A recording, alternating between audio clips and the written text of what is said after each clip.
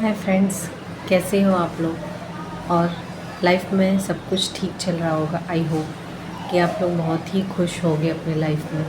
दोस्तों, हमेशा अकेले रहना, अकेले चलना सीखिए, क्योंकि ज़िंदगी में जब दुख आता है तो कोई भी आपका साथ देना पसंद नहीं करता। लेकिन जब आपके पास पैसा हो जाता है, धन दौलत आ जाती है, तो मतलब ना रखने वाले लोग भी आपसे आकर आपका ही भला करने का नाटक करते हैं, क्योंकि उन्हें पता है हम इनसे मतलब रखेंगे तो हमारा आज नहीं तो कल कुछ ना कुछ फ़ायदा ज़रूर होगा।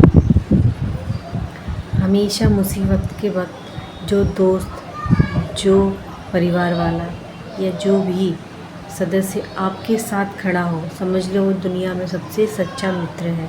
और ऐसे लोग बहुत ही कम मिलते हैं। दुनिया में सिर्फ 1% लोग ही ऐसे होंगे जो आपके साथ ऐसे टाइम पर खड़े होंगे, या तो आपके खुद के परिवार वाले जो आपसे बहुत ही स्नेह प्यार करते हैं वो लोग होंगे, और दूसरा कोई नहीं हो सकता। हमेशा एक बात याद रखिए, अकेले चलने से आप में जो आत्मविश्वास आएगा वो शायद ही आपको कहीं से मिल सकता है, क्योंकि हम जब बचपन में अकेले लड़खड़ा कर खड़े होते हैं तो हमें अपने पैरों पर ही खड़ा होकर चलना पड़ता है। माँ बाप तो हमें सिर्फ सहारा देते हैं, हमारी उंगली पकड़ते हैं कि हम चलना सीख जाएं इस दुनिया में। जब हम अकेले अपने पैरों पर चलना सीख जाते हैं तो हम आत्मनिर्भर हो जाते हैं दोस्तों। और ज़िंदगी में बचपन से ही हमें यह सीख दी जाती है कि आप आत्मनिर्भर बनें, आप स्वयं के पैरों पर ही खड़े हों, ना कि दूसरों के सहारे पर।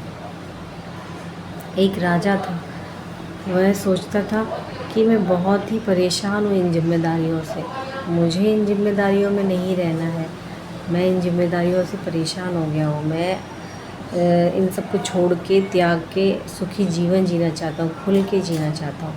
तो मैं महाराज के पास गया और कहा, महाराज जी मैं तो एक स्वतंत्र जीवन चाहता हूँ। महाराज ने कहा, तुम ऐसा करो, ये सारा राजपाट, धन दौलत सब मुझे दे दो और जाओ। तो राजा ने वैसा ही किया, कुछ धन अपने लिए रखा और निकल गया जंगल की ओर। बस जंगल में अपना खाना पीना रहना, और जैसा चाहे वो 1 साल तक अपने जीवन को जीता रहा। पर जब जैसे धन कम होने लगा, उसे चिंता सताने लगी, अब मैं अपने जो रोज़ की जो ज़रूरतें हैं कहाँ से पूरी करूँ। तो उसने थोड़ा सा धन लेकर अपने एक बिजनेस यानी व्यापार शुरू किया, लेकिन उस व्यापार में उसे बड़ा ही घाटा हो गया और जो पैसे थे वो भी खर्च हो गए। तो अब क्या, वह तो सड़क पर आ गया, रोड पर भूखा मरने लगा। एक दिन एकदम भूखे पेट होकर वह रो रहा था, खाली पेट। तब उससे वहाँ से एक राजकुमारी गुजरी और उन्होंने देखा कि यह व्यक्ति रो रहा है, रोड पर भूखे प्यासे पड़ा हुआ है। उन्होंने उसे भोजन दिया। भोजन देने के उपरांत उन्होंने पूछा तो उसने कुछ नहीं बताया राजा ने अपने बारे में, लेकिन वह राजकुमारी का मन उस पर आ गया था। राजकुमारी ने कहा, क्या हम विवाह कर सकते हैं, आपको हम बहुत ही पसंद करते हैं। तो उसने कहा, जैसी आपकी इच्छा। उसके मन में लालच आ गया कि अब मेरा जीवन फिर से अच्छा हो जाएगा। जब वो वहाँ गया, राजपाट संभाला, देखा कि अब मेरा सब अच्छा पहले से हो गया। हमारा सुख और हमारा दुख हमारे हाथों में है, हम जैसे कर्म करते हैं वैसे ही सुख मिलने लगता है।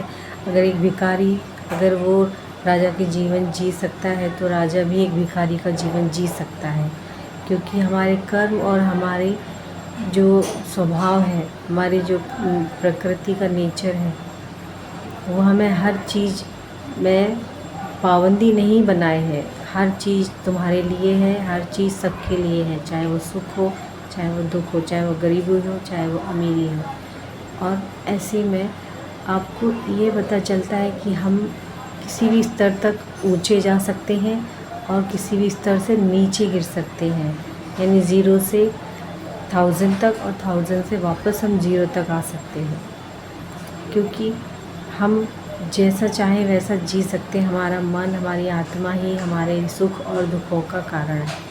हमेशा खुश रहिए, अपने आप पर डिपेंड रहिए और अपनी लाइफ को एंजॉय करिए। थैंक यू दोस्तों।